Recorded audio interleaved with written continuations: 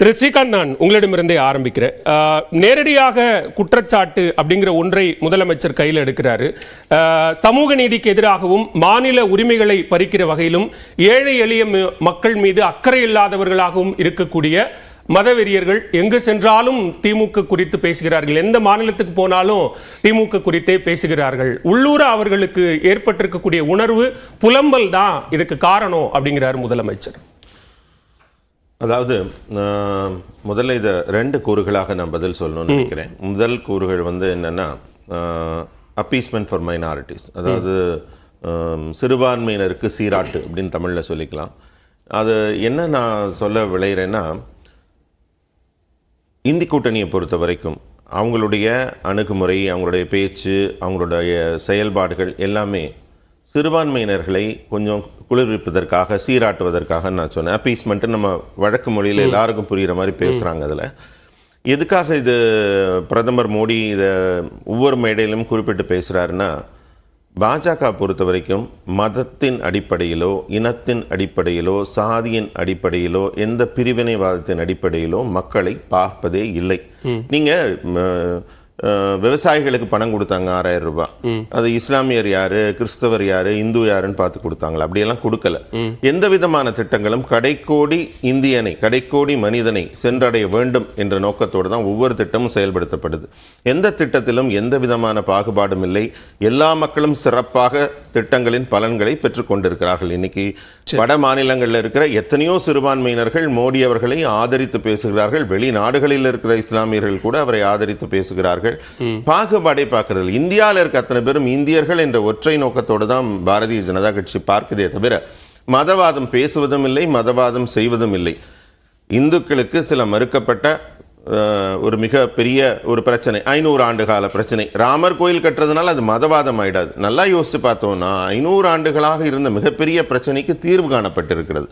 அதே மாதிரி கல்லறி சம்பவங்களும், இராணுவத்தினர் தாக்கப்படுவதும், காஷ்மீரத்தில் தொடர்ந்து நடந்து கொண்டிருந்த ஒரு மிகப்பெரிய விடயம். செய்தியாளர்களாக இருந்த நமக்கெல்லாமே தெரியும். அந்த செய்தி இல்லாமல் ஒரு செய்தி இல்லாமல் இருந்த காலகட்டத்திலேருந்து இன்றைக்கு ஒரு அமைதி பூங்காவாக அங்கே எல்லாமே மறுபடி டூரிசம் வளர்ச்சி அடையுது. வியாபாரம், வணிகம், தொழில் எல்லாமே வளர்ச்சி. மக்களுக்கு கல்வி தரம் மேம்பட்டிருக்கு. எல்லாரும் அங்கே சென்று வர முடியுது. அது மாதிரியான ஓட்டுக்காக இல்லாமல் நாட்டுக்காக திட்டங்களை பிரதமர் கொண்டு வந்து கொண்டிருக்கிறார். 2ஆம் கட்ட தேர்தலுக்கான பரப்புரையில் ஆரம்பிச்சு இப்போ இறுதிக்கட்ட தேர்தலுக்கான பரப்புரை வரைக்கும் தொடர்ச்சியாக ஓபிசியினுடைய இடஒதுக்கீட்டை எடுத்து இஸ்லாமியர்களுக்கு கொடுத்து விடுவார்கள் காங்கிரஸ் அல்லது இந்தியா கூட்டணி கட்சியினர் அப்படிங்கிற முழக்கத்தை தொடர்ச்சியாக முன்வைப்பதும், அவங்க இன்ஃபில்ட்ரேட்டர்ஸ், அவங்க ஊடுருவல்காரர்கள் அப்படிங்கிற விமர்சனத்தை முன்வைத்ததும், தாலியை பறித்துக் கொள்வார்கள், மாடுகளை எடுத்துக் கொள்வார்கள் அப்படிங்கிற விமர்சனத்தை முன்வைத்ததும், இதை தொடர்ச்சியா பிரதமர் எல்லா கட்ட பரப்புரைகளையும் முன்வச்சிட்டு தானே வந்தாரு. அப்ப அது இஸ்லாமியர்கள் குறித்து பேசினது தானே. நீங்க எப்படி அப்படி பாகுபாடே இல்லாமல் நடத்தினோம் அப்படிங்கிற விஷயத்தை எப்படி தார்மீகமா எப்படி முன்வைக்கிறீங்க? இல்ல, தார்மீகமா இல்ல. நீங்க கேட்கறது என்னுடைய விளக்கத்துக்கு நீங்க கூடுதல் விளக்கம் கொடுத்துதான் நான் மகிழ்ச்சி அடைகிறேன். என்னன்னு கேட்டீங்கன்னா, நான் சொன்னதை தான் நீங்கள் இன்னும் கொஞ்சம் விரிவாக சொல்லியிருக்கீங்க. இது எல்லாமே காங்கிரஸ்காரர்கள் இந்த நோக்கத்தின் அடிப்படையில் செயல்பட்டு கொண்டிருக்கிறார்கள் என்று மக்களுக்கு ஒரு விழிப்புணர்வை ஊட்டுவதற்காக. இப்போ ஒரு மாநிலத்தில் பேசும்போது அந்த மாநில மக்களுக்கு என்ன மொழி புரியுமோ, அங்கெல்லாம் கால்நடை, அதோட விவசாயம் சார்ந்த தொழில் பண்ணுறவங்க இருக்கும்போது, ஒரு 2 மாட்டில் ஒன்று போயிடுண்டா அப்படின்னு அவங்க சொல்லும்போது அவங்களுக்கு தெளிவாக புரியுது. அந்த விடயம் அவங்களுக்கு புரியுது. அவங்களுக்கு புரிய வைக்கிறதுக்காக சொல்லப்பட்டது. பெண்களுக்கு புரியணுங்கிறதுக்காக சொன்னது. அதாவது அவங்க தனியார் சொத்துக்களையும் தனியார் நிறுவனங்களின் சொத்துக்களையும் நாங்கள் கணக்கெடுக்க போகிறோம் டைவர்சிட்டி கமிஷன் வச்சு அப்படிங்கிறது எதற்காக செய்கிறாங்க? அதாவது பிரதமர் மோடி அவர்கள் எங்கள் கட்சியின் தலைவர், அவரது தேர்தல் பரப்புரையில் இருக்கார். எங்களுடைய வியூகத்தை எடுத்து சொல்றோம், நாங்க செஞ்ச சாதனைகளை எடுத்து சொல்றோம். அதே மாதிரி எதிரியின் வியூகத்தை உடைக்கக்கூடிய மிகப்பெரிய கடமையும் எங்க தலைவர். காங்கிரஸ் எங்களுடைய தேர்தல் அறிக்கையிலேயே இல்லாத விஷயத்தை எல்லாம் பிரதமர் சொல்றாரு. ரொம்ப ரொம்ப ரொம்ப சரி. அதாவது இது என்னன்னு கேட்டீங்கன்னா, அந்த தேர்தல் அறிக்கையை அலசி ஆராய்ந்து அதோட உள்நோக்கத்தை மக்களுக்கு எடுத்து வைக்கணும். இப்படிதான் நடக்க போகுது. இன்னும் ஒரு ஒற்றை உதாரணம் சொல்ல முடியும். நான் என்னோட ட்வீட்ல கூட பண்ணியிருக்கேன். வெஸ்ட் பெங்கால்ல போலீஸ் தேர்வுக்காக எடுத்திருக்காங்க, ஆட்கள் எடுத்திருக்காங்க. அதுல அவங்க இடஒதுக்கீடு பிரச்சனையில சொன்ன மாதிரி முழுக்க அதுல 98% எம்பிசியில இஸ்லாமியர்களுக்கு ஒதுக்கி இருக்கிறாங்க. அதை நான் தவறுன்னே சொல்லல. இஸ்லாமியர்கள் அவங்க எடுத்து செய்யறாங்க, அந்த அந்த மாநில அரசு செய்யுது.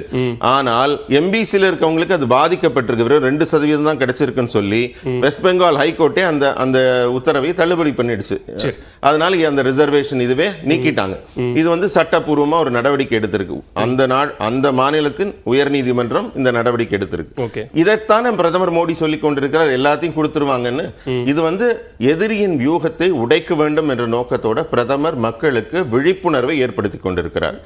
ஏன்னா இந்த அப்பீஸ்மென்ட் பாலிடிக்ஸ், சிறுபான்மையை சீராட்டி தங்களுடைய பாஜகவினுடைய தேசிய ஜனநாயக கூட்டணியில் இடம்பெற்றிருக்கக்கூடிய டிடிபி கட்சி 4% இஸ்லாமியர்களுக்கான இடஒதுக்கீட்டை உறுதி செய்து தேர்தல் அறிக்கையில் அதை இடம்பெற செய்திருக்கிறார்கள். அந்த தேர்தல் அறிக்கையை மேடையில் ஒரு பாஜக தலைவர் வாங்க மறுத்தார். அப்போ அந்த விஷயம் அங்க மட்டும் மாறுமா? கூட்டணின்னு வந்துட்டா அது மாறிடுமா? ஒரு திருமணம்னு இருந்தா ஒரு 4-5 உரசல்கள் இருக்கத்தான் செய்யும். அதுக்காக அவங்க 2 பேரும் முரண்பட்டு நிக்க போறாங்க, திருமணம் முறிய போகுதுன்னு அர்த்தம் கிடையாது. எங்க கூட்டணி இதுவே இந்தியா கூட்டணியில் நடந்தா அது முரண்பாடு, கேரளாவில் நடக்கும்போது மிகப்பெரிய முரண்பாடா பாக்குறோம். ஆனா இது வந்து உறவுக்குள்ள உரசலா பாக்குறோம். இல்ல அதாவது உறவுக்குள்ள உறுத்தல்ங்கிறது வேறு சின்ன விஷயம், அதே நேரத்தில் முரண்பாடுகள்ங்கிறது மிகப்பெரிய விஷயம். முரண்பாடுகள்னு நாங்க எதை சொல்றோம்னா, இப்ப கேரளால வயநாட்டுல நிக்கிற ராகுல் காந்தி அவர்கள் நான் திரும்ப கொண்டு போய் நான் அமேத்தியில அவர் ரேபரேலியில நிக்க போறேன்னு அவர் சொல்லவே இல்லையே. மக்களை ஏமாத்தி தான் அங்க நின்னுட்டாரு. அங்க தோல்விங்கிறது உறுதிப்பட்ட உடனே அவர் அப்புறமா போய் இன்னொரு இடம் தேடுறாரு, போய் அங்க நிக்கிறாரு. அப்ப அவர் வந்து என்ன செய்யறாரு, அவருக்கு தான் இந்த தோல்வி பயம் வந்திருக்கு. அதனால தான் இன்னொரு தொகுதி தேடி பின்னாடி ஆஃப்டர் தாட் அவங்க போறாங்க. திமுகவுக்கு வந்துடலாம். அதே மாதிரி 2வது கூறு நான் வந்து உங்களுக்கு பதில் சொல்றது என்னன்னா, நம்ம தமிழக முதலமைச்சர் அவர்கள் வந்து எந்த அளவுக்கு இங்க இருக்கிற திமுகவினர் அவரை முன்னெடுத்துட்டு போனாங்கன்னு கேட்டா, இவர் தான் வருங்கால பிரதமராகவே முடிவு செய்ய போய் இவர் விரல் சுட்டும் இடம்தான் கண்ணசிவுக்கு ஏற்பதான் ஆட்சி அமைய போகுதுன்னாங்க. ஆனா பாத்தீங்கன்னா எங்களுடைய சாதாரண தலைவர்கள், 2ஆம் கட்ட தலைவர்கள் கூட இந்தியா முழுக்க பிரச்சாரத்துக்கு போயிருக்காங்க பாஜகவில். எங்களோட துணை தலைவர்கள் யாருமே கிடையாது, எல்லாரும் ஒரு மாநிலத்தில் பிரச்சாரம் பண்ணிட்டு இருக்காங்க. ஆனா இவ்வளவு பெரிய கட்சி தலைவர், கூட்டணியில் மிக முக்கியம் வாய்ந்தவர், சரி அவருக்கு தான் வயசானவர், உல்லாச பயணம் போயிட்டாரு, ஓய்வுக்கு போயிட்டாரு, உடல்நிலை காரணம், மரியாதை. உல்லாச பயணம்னா என்ன? இல்ல உடல்நிலை காரணமா வார்த்தையில இம்ப்ரூவ் பண்றேன், உடல்நிலை காரணமா ஓய்வுக்கு போயிருக்கிறாருன்னு கூட சொன்னேன். காரணம் எதுவாக இருந்தாலும், உல்லாச பயணம்ன்ற வார்த்தை மோடி போறது வெளிநாடுக்கு, இது காரணம் எதுவாக இருந்தாலும் அடுத்த கட்ட தலைவர் போயிருக்கலாமே, இங்க இருக்கிற அவருடைய மகன் போயிருக்கலாமே. ஏன் யாரும் போகலன்னா, யாருக்குமே இந்தி கூட்டணி இல்ல, தமிழ்நாட்டை தவிர்த்து திமுக வந்துடக்கூடாதுன்னு குறியா இருக்காங்க. ஏன்னா அவங்களுக்கு கிடைக்கக்கூடிய கொஞ்ச நெஞ்ச 40 சீட்டு கூட கிடைக்காம போயிருமோன்ற பயத்துல இருக்காங்க. ஏன்னு கேட்டா இவங்களுடைய சித்தாந்தம் இங்க இருக்கிற அப்பீஸ்மென்ட் பாலிடிக்ஸ், இங்க இருக்கிற சிறுபான்மையினரை மயக்குவதற்கு மட்டுமே பயன்பட்டு இருக்கிறதே தவிர, இவங்க போய் இந்தியா முழுக்க பேசினாங்கன்னா இந்தி கூட்டணி காணாமல் போய்விடும் என்பதில் உறுதியாக இருக்கிறார்கள். நீங்க காமன் சென்ஸ் இருக்கு. பாஜக புதிய இந்தியா உருவாக போவதை பாஜக புலம்பலங்கறீங்க. இல்ல அதனால என் கருத்தை முடிச்சிடுறேன். அதனால நம்ம முதல்வர் அவர்கள் நானும் களத்துல இருக்கேன் அப்படின்னு காட்ட வேண்டிய கட்டாயத்தில் இருக்கிறதுனால இது மாதிரி அப்பப்போ ஒரு அறிக்கையை விடுறாரு. இந்த அறிக்கையில எந்த விதமான உண்மையும் கிடையாது. நானும் இருக்கிறேன்னு காட்ட வேண்டிய நிலைமை திமுகவுக்கு ஏன் போபாலுக்கு போகும்போதும் சரி, அந்தமானுக்கு போகும்போதும் சரி, தெலுங்கானாக்கு போகும்போதும் சரி, எங்க போனாலும் பிரதமர் ஏன் திமுக குறித்து பேசினார்? அது ரொம்ப முக்கியம் இல்லையா? ஏன்னா இவங்க தானே சொல்லியிருக்கிறாங்க, நாங்க வந்து சனாதனத்தை ஒழிக்க வந்திருக்கிறோம், அது கொசு, டெங்கு, மலேரியா அப்படின்னு பேசினவங்க அவங்க தானே. அதை நாங்க சொன்னா தானே எங்களுக்கு மக்களுக்கு எல்லாம் அங்க இருக்கிறவங்களுக்கு புரியும். எந்த விதமான கட்சி காங்கிரஸ் கூட்டணியில் இருக்குங்கிறது அவங்களுக்கு புரியணும் வேண்டும் இல்லையா? அதனால கண்டிப்பா சொல்றோம், அது எங்களோட பிளஸ். புதிய இந்தியா உருவாக போவதை நினைச்சு பாஜக உள்ளூர புலம்பலங்கிறீங்க. எந்த புதிய முதலமைச்சர் சொல்றாரு, திமுக கூட்டணி இடம்பெற்றிருக்கக்கூடிய திமுக தோழமையோடு உருவாகக்கூடிய புதிய இந்தியாவை கண்டு நினைத்து உள்ளூர பாஜக புலம்பிக் கொண்டிருக்கிறார் அப்படிங்கிற ஒரு விஷயம் நீங்க புரிஞ்சுக்கோங்க.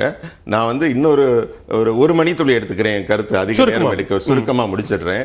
நீங்க இந்தியாவில் எடுத்துட்டீங்கன்னா, நீங்க வடக்கும் மேற்கு பகுதி இந்தியா, வடமேற்கு பகுதி இந்தியாவை ஒரு பிரிவு எடுத்துக்கோங்க. அதே மாதிரி தென்கிழக்குன்னு ஒரு பிரிவு எடுத்துக்கோங்க. இந்த தென்கிழக்கு பகுதியில் பாஜக கொஞ்சம் வல்லமை குன்றி இருக்கும். போன முறையே நாங்க வந்து அங்க இருக்கிற 225 சீட்ல ஒரு 50-60 சீட்டு தான் ஜெயிச்சிருந்தோம். அதே வடமேற்குன்னு நீங்க பிரிச்சிட்டீங்களா, இருக்குறா பிரிச்சிங்கன்னா அங்க இருக்கிற 350 சீட்ல 300க்கு மேல நாங்க ஜெயிச்சிருக்கோம். இது இப்படி நீங்க பாத்தீங்கன்னா தான் புரியும். இப்ப இந்த முறை நாங்க ஜெயிச்ச 50-55 சீட்டை விட கூடவே நாங்க வந்து இன்னொரு 50 வாங்க போறோம். நம்பிக்கை வெளிப்படுத்துறீங்க. இதனால என்ன நம்பிக்கை நாங்க சொன்ன இந்தியா கூட்டணிக்கு இருக்குல்ல. எங்களுடைய பிரச்சனை என்னன்னா 400க்கு மேல வாங்கணுமேங்கிறது மட்டும்தான் எங்களுடைய இலக்காக இருக்கே தவிர இதுல அவர் கனவு காண்ற ஒரு இந்தியா ஒண்ணு பகல் கனவாகத்தான். முதற்கட்ட பார்வை எடுத்துக்கிறேன் திரு ஸ்ரீகாந்த்.